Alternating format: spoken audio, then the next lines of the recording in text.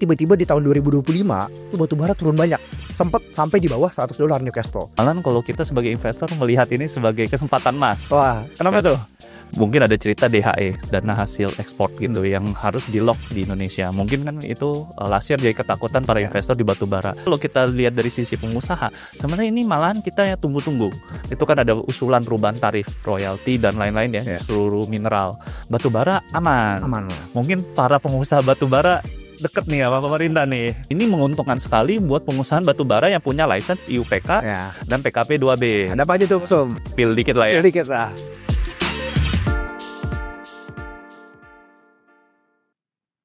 Halo teman-teman, welcome to chatting. Ya, di sini kedatangan Kosum ya, jarang-jarang muncul nih, lagi sibuk. Urusin korporat pusing. Nah, kemarin nih Kosum, dari kemarin kita udah banyak bahas bisnis Rothschild nih, perbankan. Nah, sekarang kita pengen bahas Rockefeller-nya Indonesia. Batu bara, si emas hitam. Mas hitam. Belakangan ini lagi rame. Kan tahun lalu batu bara sempat stabil di sekitar 150, 140. Tapi tiba-tiba di tahun 2025 tuh batu bara turun banyak. Sempat sampai di bawah $100 Newcastle. Nah, mungkin boleh ceritain sedikit nggak Kosum? Kira-kira kenapa sih harga batu bara itu tiba-tiba bisa turun banyak banget di bulan Januari Februari ini?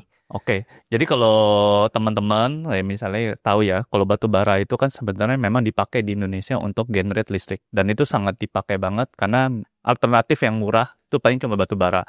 Nggak hanya Indonesia doang, ada India, China, terutama yang besar yang kita ekspor. Nah, kalau kita lihat harga batu bara ini turun kan pasti faktornya gampang. Namanya commodities itu terkait demand and supply.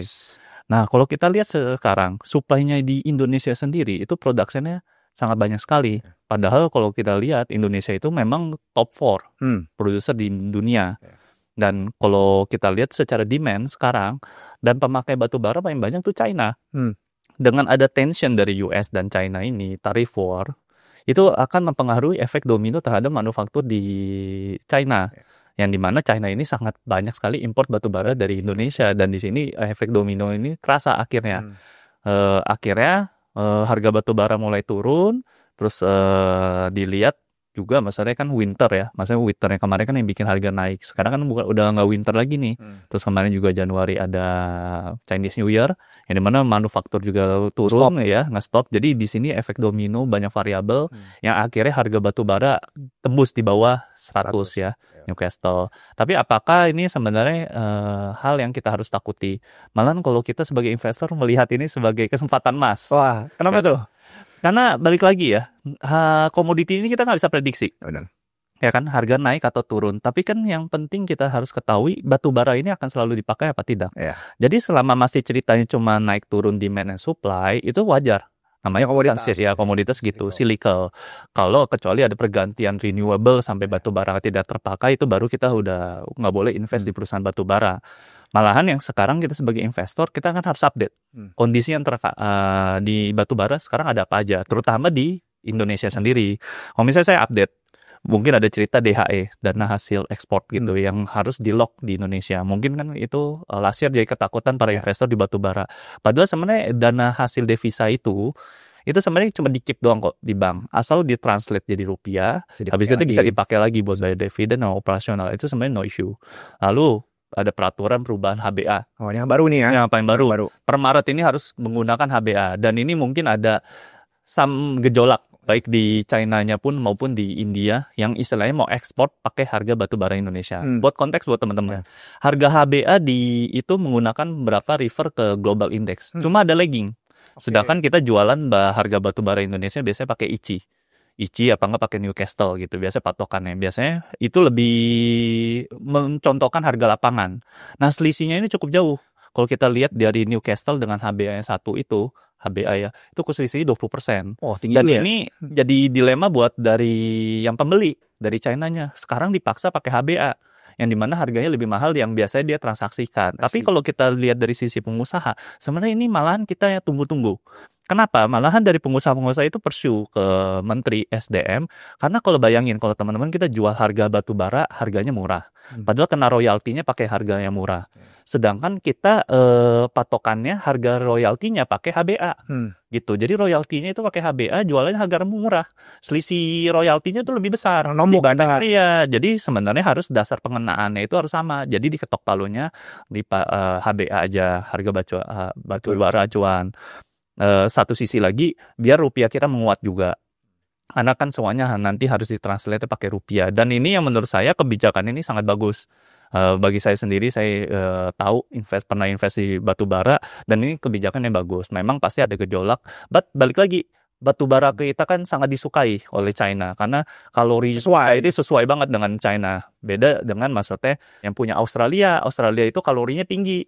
China nggak butuh yang mahal-mahal, butuhnya yang murah-murah yang mulai dari Indonesia gitu. Jadi I think ini kondisi-kondisi yang sebenarnya kita harus ngikuti apakah sebenarnya ada perubahan struktural dan masif dalam batu bara atau tidak. Menurut saya sih masih fine-fine aja. Terus yang paling baru lagi juga sebenarnya last week ya, tanggal 7 Februari itu kan ada usulan perubahan tarif baik royalti dan lain-lain ya, seluruh mineral. Itu sempat ada kayak ketakutan orang. Wah, batu bara akan dipanis juga nih. Rupanya yang paling kena timah. Terus habis itu juga nikel, tembaga, itu kena semua. Emas pun juga kena. Batu bara aman. Mungkin para pengusaha batu bara deket nih sama pemerintah nih. Jadi buat konteks buat teman-teman juga. Jadi batu bara itu kan ada izinnya ada tiga macam lah, gampang ya. Ada IUP, UPK, sama PKP 2B. Nah, semua royalti dinaikin. Kalau HBA di atas 90. Berarti kalau harga batu bara tinggi baru kena. Iya, baru kena. Memang sekarang HBA kan di atas 120 ya. Ini di atas 90 kena 1%, semuanya naik. Cuma ada royaltinya diturunin dari PHT-nya. Pungutan hasil itunya itu diturunin 1%.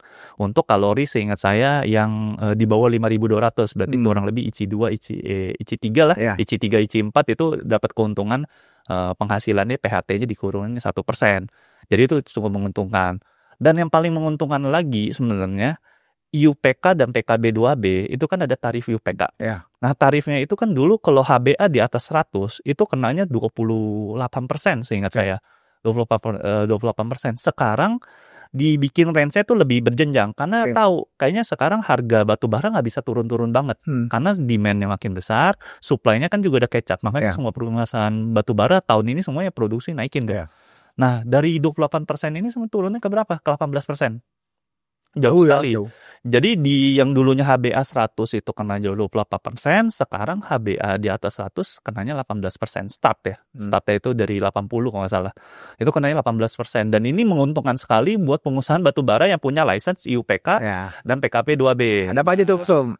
Pil dikit lah ya. Dikit lah. Ada ADI, ada Bumi, Indika Energy. Itu yang diuntungkan 3 ini. Kemarin Sam hitung-hitung lah, kurang lebih bisa increase bottom line 5-10%. 10%.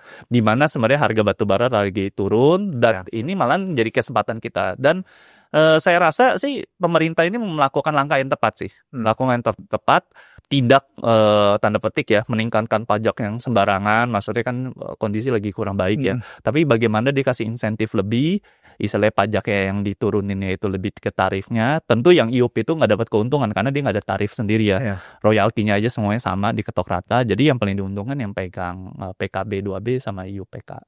Itu sih, Jo. Nah, mungkin buat teman-teman juga ya Bapak Ibu kan kalau yang ngikutin market, ngikutin batu bara pasti pada panik kali. Oh, apa nih tiba-tiba tarif naik? Tapi ingat, kita sebagai investor ketika ada suatu kebijakan, suatu berita, coba kita santai dulu, kita assess dulu, liatin. Jangan-jangan dengan adanya perubahan kebijakan ini bisa ada peluang nih.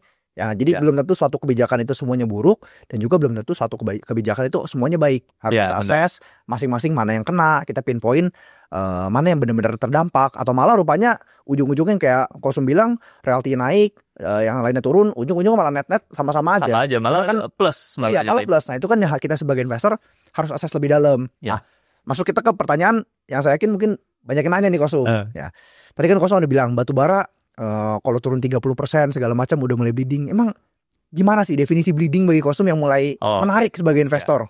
Kalau kita ya di Ting itu, kita sangat suka sekali membeli perusahaan yang bleeding.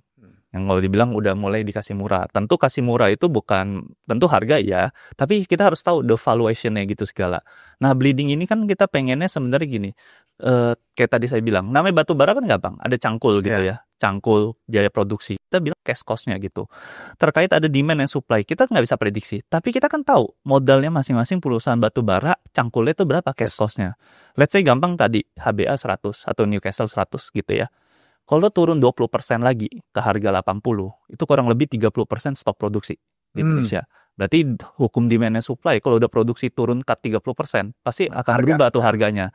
Memang kita nggak bisa pinpoint that, karena di 2020 tiba-tiba semuanya cut total, karena demand-nya totally zero karena COVID.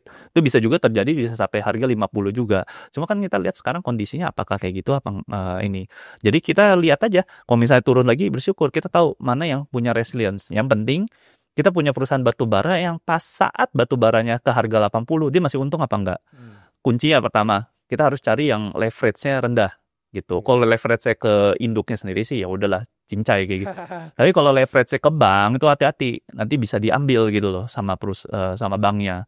Tapi yang kedua, cash cost-nya teman-teman harus tahu berapa. Terus yang produksinya masih optimis, bisa naikin terus dan masih cadangan batu bara banyak. Nafasnya panjang. Panjang. Ini saya kasih tahu nih, tier dulu mungkin 5 tahun lalu kalau analisa batu bara nggak pernah dengar nih ada namanya Bayan, ada namanya Gems gitu ya. Dulu mungkin terkenalnya produksi Bukit Asam mulu. Iya, ini sekarang Bukit Asam ke balap ini.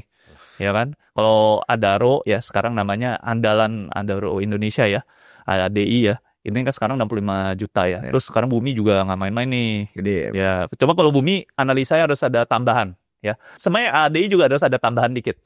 Ada jurus-jurus lainnya juga. Nah, bonus lah, bonus. Cuma at the end ya itu kurang lebih general kita harus tahu cadangannya berapa, produksinya berapa, cash cost-nya berapa, terus dia bermain di kalori berapa ya. Kayak tadi saya kan bilang peraturannya itu royaltinya itu kan dinaikkan ya kan.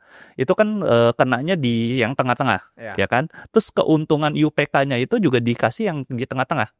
Jadi yang produksi ke yang ICI 3, ICI 4 itu yang diuntungkan. Jadi kalau yang produksi kalorinya tinggi, ya mobil cinta lama saya ITMG, wah nggak dapat untung dia kali ini. Mungkin harus ganti cinta yang baru ya. Gitu.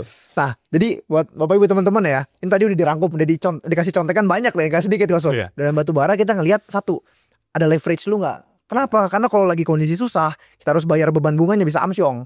Nah, kedua, kita mau cari bisnis yang cash cost-nya berapa. Nah itu Bapak Ibu kasih tips ya, itu coba rekap masing-masing perusahaan yang tadi konsum spill tuh emiten apa aja yang diuntungkan. Coba rekap cash cost-nya berapa. Kalau batu bara turun ke level berapa, dia udah mulai BEP nih. Ya terus nanti di-adjust kira-kira kalau harga kontraktornya ditekan turun. Karena terakhir kalau nggak salah harga kontrak turun, rate masih cukup oke konsumnya. Rate masih cukup. Misalnya kayak contoh United Tractor di harga Newcastle di bawah 100 baru ada adjustment. Tapi dia ada fixed kontrak 60% dari portfolio ini. 60%. Itu sampai second half. Sampai first half. Jadi misalnya ada perubahan pun di second half. Jadi kalau benar-benar ada harga batu bara turun di first half ini, itu belum bisa di-adjust langsung. Harga kontraktor maupun tongkang ya. Tapi malahan ini kesempatan, itu kan bleeding setara. Malahan itu pasti saya yakin ya, nanti kalau ada yang panik-panik jual harga batu baranya, padahal kan kalau kita tahu sebagai investor kan naik turun ini wajar. Malahan saat ada berdarah gini kesempatan emas buat kita ambil sebanyak-banyaknya. Nah, tadi dari kontraktor ya, Bapak Ibu udah dengar sendiri dari praktisi juga. Tapi intinya Bapak Ibu bisa tahu dari batu bara, nggak ada leverage, cash cost-nya berapa, dan mungkin sedikit cerita ya untuk menilai cost apa sih yang gede ditambang. Simpelnya Bapak Ibu bisa lihat 3 poin ini bagi kita di Think. Satu udah pasti biaya ngeruknya, which is kontraktor segala macam. 2 biaya royalty yang tadi Pak Sum udah bilang. Nah ketiga ada biaya apa, itu jangan di spill di sini lah. Kita kurang lebih dari bisnis modelnya. Kalau Bapak Ibu lihat di KBSI kita, di Thinkcase, Think Class kemarin kita udah bedah bareng biaya apa aja yang signifikan. Udah pokoknya batu bara simple, ini aja yang kita follow. Yang lainnya biaya employee apa, itu mah kecil lah. Kecil. Oh ya, sama bonus ya. Nanti ya mungkin kita ada bahas soal inflation juga. Perusahaan batu bara ini kita kalau pegang itu natural hedge. Di tengah ini mungkin kondisi tahun ini kan kayak gimana ya, harga USD naik terus gitu segala. Padahal kan kalau kita punya perusahaan batu bara itu kita seperti punya hedge. Kita punya bisnis yang hasilin USD tapi biayanya semuanya rupiah. Ini enaknya bukan main. Perusahaan yang kayak seperti ini. Jadi secara tidak langsung kita akan melawan kurs luar negeri sendiri ya. Kalau dolar naik malah diuntungkan ya. Oke, itu ya mungkin jadi PR buat teman-teman dicari nih kodenya udah terlalu banyak. Jadi dicari tahu mana perusahaan-perusahaan yang paling menguntungkan ya. Kalau harga batu bara turun ke berapa, masing-masing cash cost-nya berapa. Apa udah ada yang mulai rugi duluan? Perusahaan-perusahaan batu bara yang udah punya banyak utang mungkin udah gemeter nih kalau batu bara turun 20%. Benar. Tapi kalau yang cash cost-nya murah, nggak banyak utang, produksinya bisa banyak, nafasnya panjang, cadangan gede, mungkin batu bara turun, orang pada panik, itu malah jadi kesempatan emas buat kita. Yang orang-orang udah pada mulai bleeding, ini jadi kesempatan kita buat collect. Mungkin itu sekilas chatting dari kita ya bahas soal batu bara. Kalau teman-teman ada pertanyaan bisa langsung feel free untuk discuss di onboarding group. Dan kalau mau tahu lebih detail tadi mengenai emiten yang kosum spill, hitungannya gimana, itu langsung join aja di tim kelas kita Sabtu lalu ya. Itu dibahas kupas tuntas, rame banget lah. Itu very fun. Oke, mungkin ada tambahan lagi Kosum? Udah, itu aja. Udah cukup clear ya. Thank you and see you in the next chatting. See you. Bye.